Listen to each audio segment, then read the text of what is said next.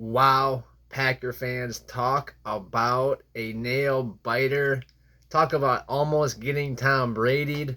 Talk about dealing with the GOAT. That was. Take a deep breath. That was crazy. Packers beat the Tampa Bay Buccaneers, beat Tom Brady in the fourth quarter on the last drive after a touchdown on a 2-point conversion. What a way to end the game. Packers started out hot. Tampa Bay figured it out, made some adjustments, really got after Rodgers. Kept letting Tom Brady stay in the game. I kept tweeting about it at S_Joseph_K that you can't let Tom Brady stay in the game. We all saw what he did 28-3 in the Super Bowl. We all know he's capable of the comeback. I kept thinking if we don't get at least some points, he's going to make a comeback. He's going to score at some point. You can't, keep Tom Brady down the entire game. He was able to score a touchdown on a play that should have been maybe a delay game. But after the touchdown, they did get a delay game on the 2-point conversion, which backed them up. That almost, I don't know what the percentages turned into, but 2-point conversions are fairly successful. But when you back it up that far, it goes from probably like 50-50 to about, not even like 10%, just because of how crowded it is back there, and it really eliminates the chance of a run, which can be really effective down there. So that's what they were going to do in the first place, spread everybody out and then just run it with Fournette.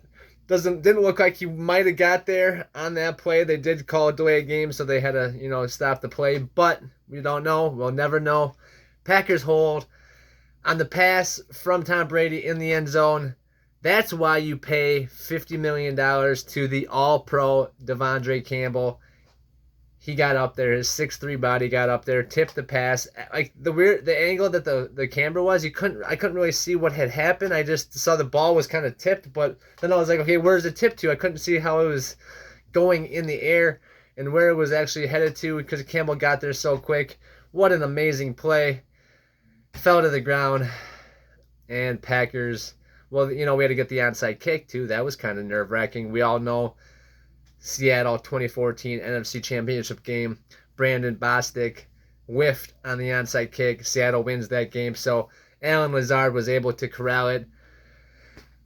What a crazy game, for real. I'm excited. Packers win. They're 2-1. That's huge. Like I've been saying all week, that is huge for, playoff implications later on in the season. That is huge just, for the Packers in general. Obviously, Tampa Bay was hurt. They were injury depleted. They didn't have their weapons on the outside. They really struggled. Brady looked like he was struggling passing the ball. With Mike Evans and Chris Godwin in the game, is it a lot different? With Julio Jones, is it a lot different? Probably, but especially because I was going to talk about the injuries later, but Jair Alexander was out. So he pulled his groin or had a groin issue like after the 5th play chasing Kyle Rudolph on an out on the first drive for Tampa. So that was a big loss. So if those big guys would have been in there, it would have been a real struggle for this Packers defense. But all in all, they played well. They played great. 12 points against this Tampa team last week, only 10 to the Bears. Obviously, the week before, Vikings scored over 20, but still not a lot of scoring going on against this Packers defense, especially in a passing league, especially with all the points being scored around the rest of the league. Pretty good so far this season. So Sammy Watkins, he was out. Obviously, we know he didn't play. But it didn't really affect much because it looks like Romeo Doubs, like I've been saying this, Romeo Doubs looks like he can be a wide receiver 1. He looks like he's ready to honestly be the guy. Super big. But bigger news was that we got David Bakhtiari back. I kept saying that I didn't think this would be the game they brought him in. I thought maybe not at this juncture. But what they did with him is they started him, which I thought was awesome. They started him, and then they'd bring in Yash. And, so Yash is pretty good. He's pretty solid. Packers only gave up 1 sack all game against Tampa. Tampa's really got after quarterbacks. They got after Winston, they got after Dak week 1. So this Tampa team is all about turnovers and sacks, and they only got one of each, which, well, I guess there was a fumble too. So two turnovers and 1 sack, but still pretty decent on the sack level. Bakhtiari being back is the point. That's what I'm getting at. Him being back was huge. Super exciting to see. No setbacks today. He played great. He played super well in the run and in the pass. Really exciting to have him back. It's been a long, long road. A lot of people were out on him. A lot of people I heard were saying, cut him, let him go. He's done. He's done. And I kept saying, no, that he's going to get back. Just bear with him. He's probably the second best left tackle in football now, to Trent Williams of the 49ers, but still, he's great. So that's the difference between him and Yash is so huge, but Yash is still serviceable. So great to have him and being able to kind of just ease him in, let Yash come in for a few plays. Don't want to put too much pressure on that knee. They'll really see how that knee responds tomorrow. That'll be the key. If it's all swollen up tomorrow, then obviously he's just not good. But if he's good and ready to rock, then you just kind of wean Yash out. But I like they did that with Yash. They're showing the kid that they respect him. They like him a lot. He is the future probably at left tackle when David is done. But for now, David Bakhtiari is the starter. But it's nice that they're not just kicking the young kid out. He has been doing really well, so they're kind of just bringing in Bakhtiari slowly. He played great. Next to him, John Runyon Jr., he played great. Josh Myers, he played really well until he got hurt later on in the game. Hopefully he's okay, but we'll watch that. We know Jake Hansen came in and played well at center. Maybe that's a better spot for him, actually. But we know Myers will start in the future if he's okay. Newman was at right guard next to him. He played pretty well. And then Elkin Jenkins at right tackle. He played great. So this offensive line really played good up front. There were some times where there was some pressure on Rodgers, but he just kind of would shift or move a little bit and get the ball out, and he made some really crazy throws. A lot of plays that probably would have not been anything for other quarterbacks, but Rodgers was able to make something out of it. It was huge. It was huge. This offensive line against this Tampa defense is really kind of like what set the tone early. Those 2 first drives really got this Packers team going. Just tough kind of how it ended. And Tampa, you got to give Tampa credit, all the defensive adjustments they made. Todd Boyles is really a good coach. But when Jair went out in the first quarter with the groin injury, they brought Keyshawn Nixon in, who is kind of a Bisaccia special teamer guy, but I've been saying he's better at coverage than people have given him credit for. And obviously he's the first guy to come in when Jair goes out. So that's the Packers, think a lot of him. Obviously Sammy Watkins did not play. Like I said, he's on IR with that hamstring injury. And then Christian Watson did not play either with a hamstring. He kind of popped up on the injury list this week. Kind of a bummer for the Packers to not have those guys because the Buccaneers didn't have their guys. So, like I said, it's Alan Lazard, Romeo Doubs show. And it was tough, to battle the heat for these guys all game. That was why it was so important the Packers got out to an early lead, got out ahead of this Tampa team. The heat was going to get to them at some point. That kind of force them to fade a little bit. That happens to a lot of teams down in Tampa. You can practice in warm, conditions all week. You can try to increase the temperature in your weight room and all that stuff like they were saying. But you can't really, alter the heat, really. I mean, they're so used to living there, being there all the time. Here it gets cold at night now, and it's just so different than down there. So it's really hard to, really get used to it and really prepare for it. You could tell that guys were slowing down. The heat was getting to them. Aaron Jones looked sluggish. He usually looks like the most explosive guy on the field. A lot of times he just got the ball and kind of would be like lethargic with it. And I was like, oh man, this heat must be killing these guys. Luckily up front, they stayed, hydrated enough. They're able to stay cool enough. It was tough. But, so the Packers defense pretty much started out hot. The Packers offense started out hot. Obviously, after the first possession, the Tampa Bay got a field goal. Packers scored two first possession touchdowns, or first 2 possession touchdowns. Really looked good. Romeo Doubs, like I said, got his first touchdown on a little crosser play or a little slant in play. Really a nice catch, kind of like had to bulldoze his way into the end zone. Was close, but he kind of fell back and the ball crossed. Really awesome because he made some nice plays on that drive. Romeo Doubs, you can tell with the talent's there. He just needs to kind of understand the game a little bit more. He's already gotten some practice comparisons to Devontae Adams from Aaron Rodgers. So, not to get ahead of ourselves, but I've been saying that Dobbs is great. Like I keep saying, he's 6'2", runs a 4.5 40. He's bigger than Devontae and faster than Devontae, but so is Alan Lazard. So, we have two guys who could be really good. Alan Lazard also had a touchdown, second game back, second touchdown of the season. That's huge. And, the Packers were about to score on a third drive. We're about to go up 21-3 right before half on a really nice drive for Rodgers. He's really connecting with his guys. Randall Cobb, I'll get to the stats later, but Randall Cobb had a really nice catch and run, 40 yards. That was awesome. He's so good at those dart plays and then beating the guy to the sideline to try to get his, the angle upfield. Really a good play. He is, so much for everybody saying he's washed up and too old, but they got down to the 2-yard line on a play where it was like a quick little out and go, like slant and go from the running back. So running back kind of just goes out and then cuts right across the inside linebacker in front of across his face.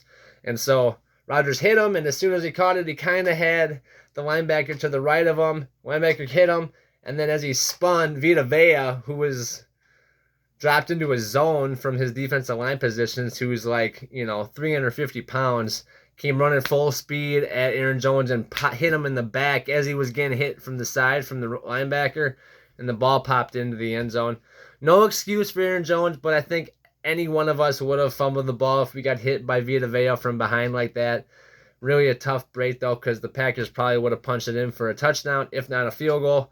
And that would have pretty much sealed the game at that point just because of how good the Packers defense was playing. Tom Brady couldn't get anything going. But really tough, really tough. Aaron Jones is bummed that happened. He likes to score touchdowns. That he wants to do everything he can to help this team win. But I had just thought that he looked kind of tired out there. You could tell that the heat was getting to him. He looked not as, explosive as he normally does. And then that happened, and I'm like, oh, is that a reason? Is that, because he is so tired? Just a bummer. But this Packers defense, the Bucs only had 34 rushing yards. Think about that. They have Leonard Fournette, and Tom Brady with this big offensive line, and just the scheme they have, and they've always been good at running the ball, especially since Tom Brady is there. So for Fournette to only have 35 rushing yards, he did have 35 receiving yards, but 70 yards for Fournette, a guy who's normally averages over 100 yards, total offense per game. We really shut him down. Brady lost a yard on a kneel, so that made it 34 yards total because, Fournette had 35. But they also were 2 of 11 on third down against this Packers defense and 1 for 1 on fourth down. But 2 for 11 on third down, we thought the Packers did bad this against the Bucs. They were like 6 of 15, I think, total for the game. So, and they were like one of their last 10, the Packers were. So that was really bad. But like I said, this defense, if you're going to hold a team for 2 of 11, that's really going to help you guys, force a few turnovers. That's also going to help a lot. Really big. Russell Gage for the Bucs, though, he was their leading receiver, 12 catches, 87 yards. Obviously he's not a guy that you really have to worry about beating you super deep or, but 12 catches, that's a lot of catches to only get 87 yards. So that means the Packers really corralled him, were able to tackle him quick. But there was a lot of guys for the Bucs that had some catches. Brashard Perriman did. Cole Beasley, the big, we got you off the practice squad. We're going to sign you. He had 3 catches for 15 yards. Pretty underwhelming. Didn't expect a lot out of him. He did get a first down in an important first drive play, but other than that, he was really a no-show. Biggest play, though, this is something, Rodgers doesn't do this a lot, so you got to talk about it. He threw an interception. I know. It's not usual that he does that. I hate when he does it because he does it so rarely. Now he's got 2 this season already. Where's that 3? Did he throw one against the Vikings, the Bears, and I don't think he threw one last week, so just the Vikings and but either way, he's got 2, I think. So that's more. He only had 4 all last year, and he still has 14 games left. So we will watch that situation. Obviously, he wanted to get to, I think, 500 touchdowns before he got to 100 interceptions, but that doesn't seem like it's gonna happen. He still has quite a bit before even he gets to. He still has 50 or 48 touchdowns till he gets to 500 now. And I think he's not that far away from 100 interceptions overall. So, but on the day, Rodgers was 27 of 35. That's 77% completion percentage. That will do. That is super solid. 255 yards, 2 touchdowns. The one to Lazard, like I said, and the first one, Romeo Doubs, first NFL touchdown. Was against Tampa, was against Tom Brady. That's pretty cool.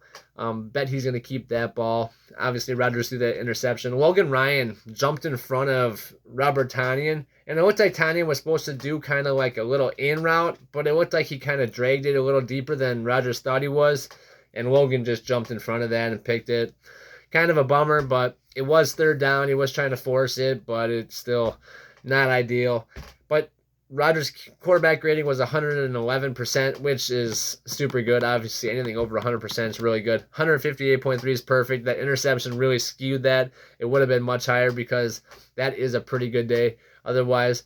And if Aaron Jones could have either scored on that pass or not fumble, maybe Rodgers would have had another touchdown throwing it, or they would have had one on the ground.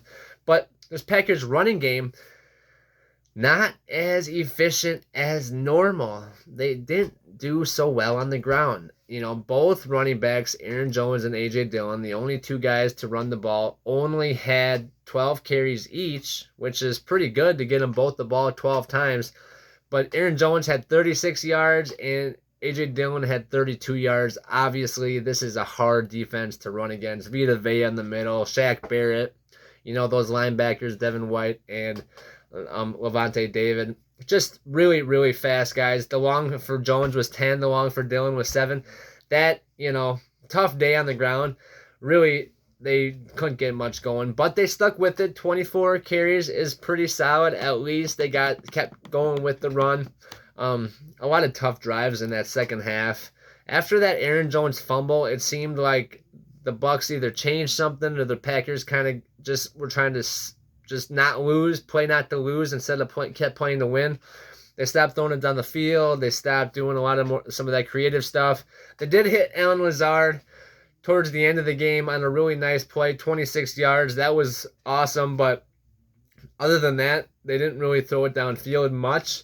Randall Cobb got away on that one that was for 40 yards. He had 2 catches for 57 yards. That will do from Randall Cobb. That will do for sure. Romeo Doubs, though, like I said, led this team with 8 catches for 73 yards. 21 was his long. He had a touchdown, obviously. That will do. Basically led the team. Robert Tonyan had 6 catches, but only 37 yards. Tyler Davis, 2 catches. That's pretty good for him, 26 yards. Aaron Jones and A.J. Dillon, only 5 catches combined for 17 yards. That's not much from them on the ground. And Alan Lazard, 4 catches, 45 yards. So more than he had last week. He only had 2 for not like 12 or 13 yards, I think it was. So to double that and add some yards, he's starting to get more in the offense coming off that injury to his ankle. So really exciting. Obviously the Packers would have preferred to have more success, throwing the ball and running the ball. But the way that they were able to still keep the ball moving and come out on top was huge. Aaron Jones' fumble, Aaron Rodgers' interception really could have been bad situations, but Packers forced 2 fumbles, which, is huge. We haven't forced a fumble all season. It almost was a forced fumble, and when Preston Smith got to Fields last week, but they weren't. And now this time, Quay Walker, the rookie, forced his first fumble of his NFL career, which was awesome. Packers got on top of that one. And then Keyshawn Nixon, the guy who came in for Jair Alexander, he forced one in a really critical moment of the game, towards the end of the game. I think it was the fourth quarter, and that was huge.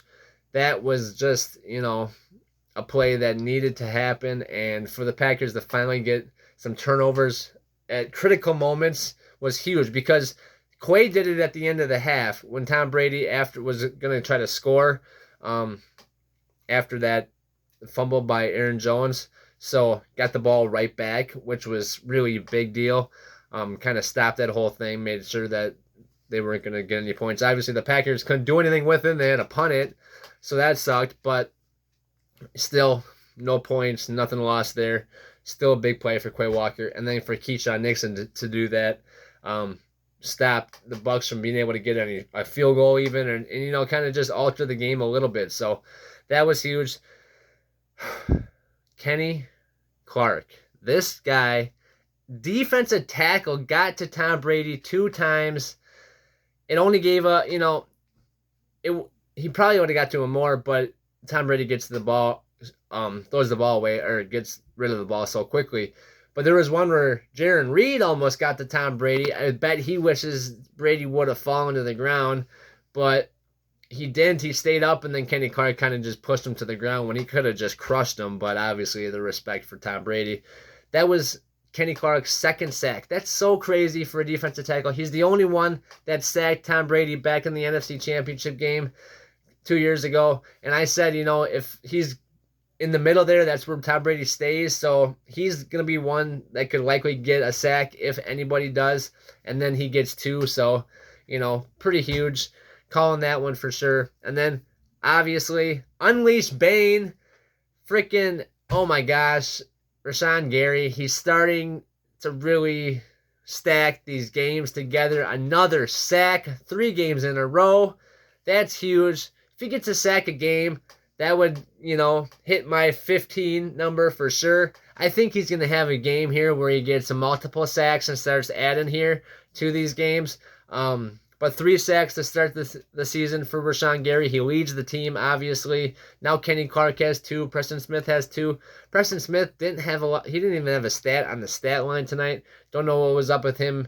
Maybe he was just getting blocked out. That's okay. But still, Rashawn Gary was able to get a sack.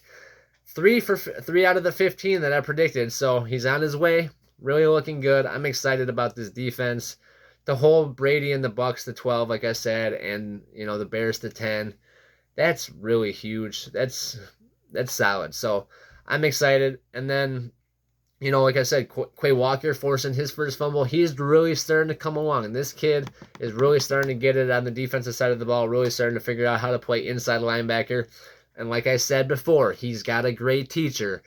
All-pro Devondre Campbell, a guy who's humble, a guy who doesn't mind teaching the kid, a guy who's just going to go out there and ball out and doesn't really have to worry about him losing his job, because they both are just in the middle. So that can be a really solid, with Walker having his rookie deal for the next 5 years and Campbell being on his deal for the next 5 years.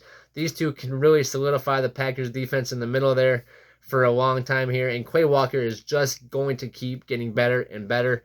And like I said, Keyshawn Nixon is not just a special teams guy. Thought he was just a Bisaccia special teamer, but through camp and through training camp and everything, I saw that he could cover. He was a lot better at cover corner than I thought originally. And in this game, after Jair went out, he proved that, especially in the end zone. He proved that on a play to Russell Gage, and then forcing that fumble is just huge for the young guy. So what a game. What a game. Beat Tom Brady. Tom Brady week officially. Victory Monday tomorrow. I'm so excited.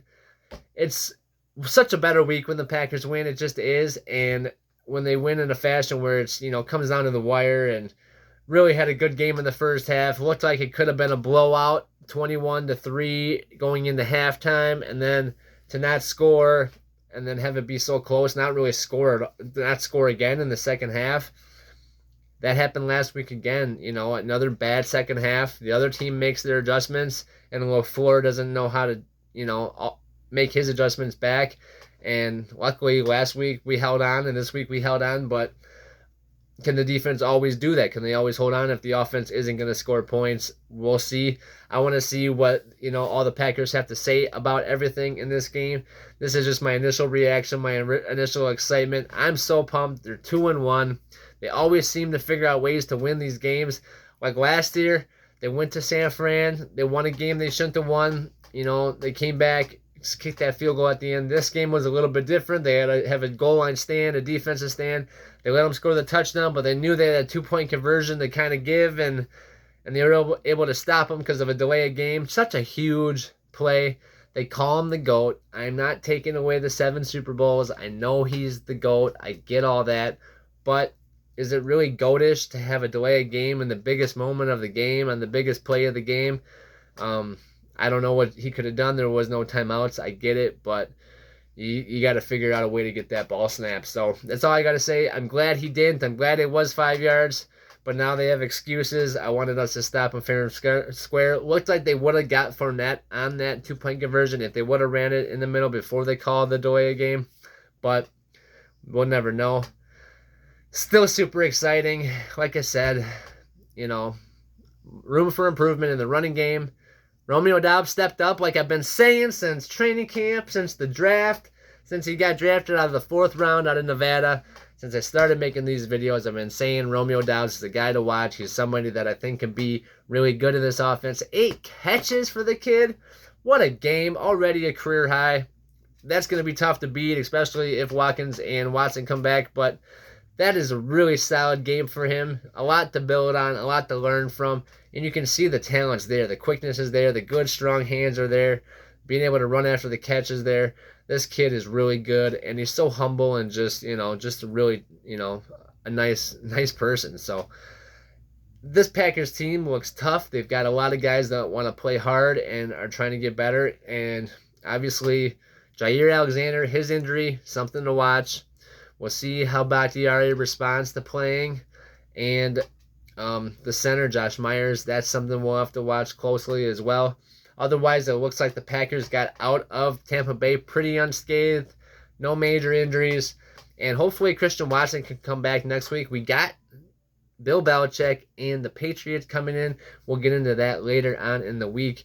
We'll do another Packer reflection, another Packer Tampa Bay, insight into the game later on this week. But this is just the initial reaction. Packers victory. Wow. We came out. We went to Florida and won. Now Rodgers is 4-4 in Florida. He was 3-4 going into the game. Now he's 4-4. So it doesn't look as bad. He's 500 in Florida. Maybe not such a bad rep after all, but another close one, another game that could have went either way. I thought we were going to get Tom Brady at the end. And this defense, the defense that I've been calling on all offseason, the one that I've been saying needs to step up in critical moments, really did. I know, like I said, I know they gave up the touchdown, but otherwise this defense had big plays throughout the game, and giving up only 3 points in the first half and then 9 points in the second half to, the greatest quarterback of all time is not too shabby. So I'm excited. Know you guys are excited. Go Packers. Thank you guys for watching. Don't forget to like this video and subscribe to the channel. Check out other videos, and I'll see you guys next time. Go Packers. Peace out, and see you later.